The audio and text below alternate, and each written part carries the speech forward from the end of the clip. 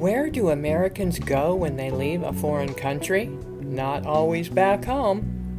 Good morning and welcome to Retire Early Lifestyle. Where do expats go when they leave a foreign country? This is a good question, and we see the comment from time to time in our comment section. Where do expats go after leaving a foreign country? Our experience shows that not all expats move back home. Sometimes expats tell us they're moving to a different country. So essentially what they are doing is swapping out one country's annoyances for another country's annoyances. People go abroad because they don't like something about the country they are in, but later they decide the country they are in is not what they expected and they move to a different country. Well, people come for the wrong reasons to begin with, and that's why they leave. And one of those wrong reasons that I talk about is that they come here based on price. People are enticed. You know what I'm talking about, the major retirement magazines, the ones that make it sound all glowing, and you know you're going to have people at your beck and call waiting on you hand and foot, you know, on $1,000 a month, live on the beach, you know, everything's rosy and beautiful, and you're in paradise. A lot of people end up leaving because they came for the wrong reasons. They were enticed into coming for the wrong reasons. And then after they're through with the honeymoon phase,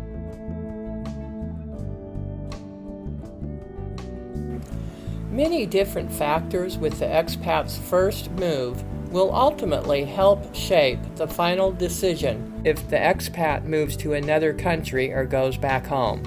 And here are some of those factors. Number 1, whether or not they shipped all their belongings to the first country or not.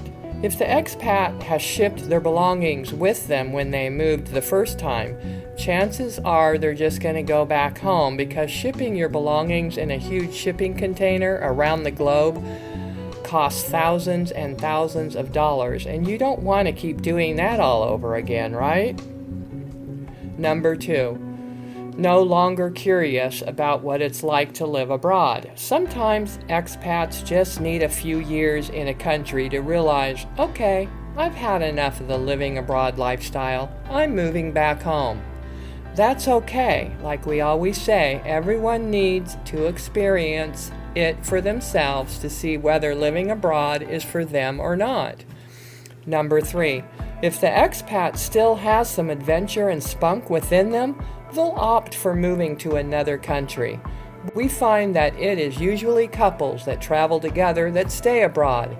Single folks are not as apt to stay abroad as long, probably because, well, let's face it, it can be rather lonely when you're all by yourself in a foreign, unfamiliar land. And this is especially true if the expat has not picked up on the language of the country they're in. And number 4, some expats just aren't ready to go back home, and they move to a different continent to see what that's like. The thinking here is, will it be better than the first region of the world they were in? Will their annoyances be soothed if they move to a whole different continent of the world? Generally, that won't be the case. For instance, if an expat that is looking for a cheap country moves from a developing country in South America that happens to have, let's say, bad drinking water and poor infrastructure for an Asian country such as the Philippines and or Thailand, the very same annoyances are going to rear their ugly head again in the Philippines and or Thailand. What is poor infrastructure? Well, here's an example. We were in Puerto Vallarta and the water would go out a couple times a week. We even made a video about it. This is a tourist city where there are $1-million condos on the beach and a multitude of tourist resorts. It gets tons of visitors every year, and yet they are running out of water. The city also drains their sewage into the rivers, which ultimately ends up in the ocean. Now, what's wrong with this picture? I wouldn't be jumping up and down to buy property over there, would you? And that's just one example that we just told you about. There are many more we could tell you. But this is what we call the swapping one developing country for another. thinking it's going to be better than the one you were just living in.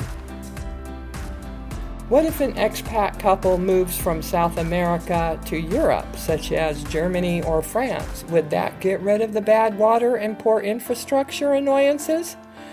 Generally speaking, it would. However, and this is a big however, they would only be swapping the annoyances of one country only to gain the new annoyances of another country.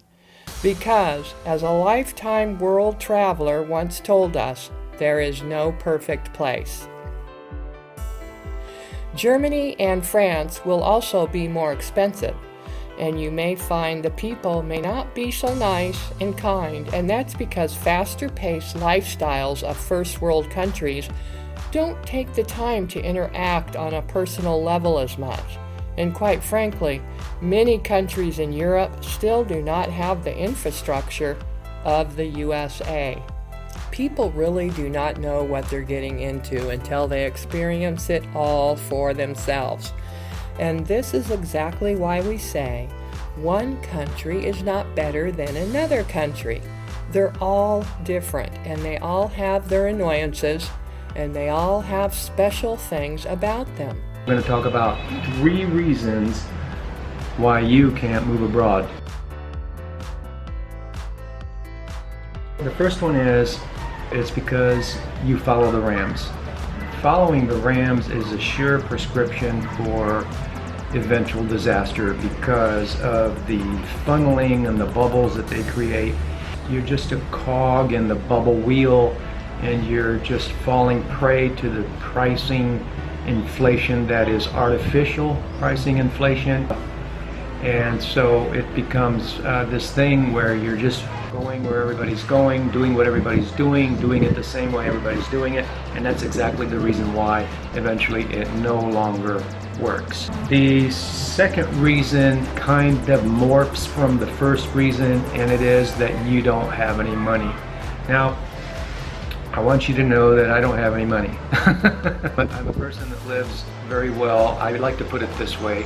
I have a few bones and I make an excellent chicken soup from those bones. In other words, I know how to make a lot from a little. And it is a skill. And there is an intentional desire to do that that needs to exist and needs to be there in order to make things happen.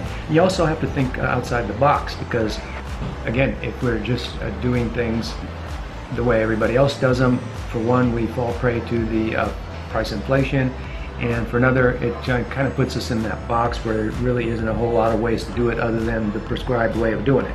And so, but the thing is, though, in order to be successful abroad, though, you do want to have, some savings. You do want to have some savings, and you want to be able to dip into that savings if and when the occasion arises where you need to do something to make your life happy or to smooth over a situation or whatever the case may be. So you don't really want to try to shoestring it in the sense that, even though we are shoestringing it in the sense that our income is humble, we do have some savings to fall back on if the case may be. So you don't want to shoestring it when it comes to that. You do want to have something to fall back on and have some savings. And the third one, and it's that you don't or won't speak the language. I didn't speak the language either when I came here. I overcome these issues by making a decision that I'm going to overcome these issues. That's the number one thing. And not speaking at least some get-by Spanish is a problem. Because again, that just kind of relegates you to the inside the box sphere of the RAM. You know what I'm talking about? You're stuck. You're right here. You got to do it this way. And I'm all about doing things out of the box and doing things on my own and figuring things out on my own and how to hack this and how to hack that and how to make it happen. I'm not saying that you have to become a language specialist. I'm not fluent in Spanish. Okay? When you come down here with the correct attitude that you're going to win and you're going to make it happen, and you look for ways to make it happen out of the box, There is no best country or best place to live or greatest place to retire. The bottom line is, people's wanderlust minds are getting fiddled with on a constant basis from these move abroad peddlers, and that's why we keep exposing it. But after having said all that, we do know that a few expats, when they left Portugal, they did head to Spain. Why not? It's just a hop, skip, and a jump from there. And staying in one continent or region, you'll get great airfares at a cheaper rate. Here are some tips to help you out to decide where you should go. The best thing a person can do is write down what they need and want from a country, and then decide a city or town in a country based on those wants, needs, and circumstances. Everyone's situation is different. That's why not all countries are suited for the same types of people. Remember the saying, one man's junk is another man's treasure. Well, it's the same with moving to a foreign country. One man's dislike of a country is another man's paradise. That's what we all need to understand and remember when we go abroad. That's all for now. Hope you enjoyed that. Have a great day. Bye-bye.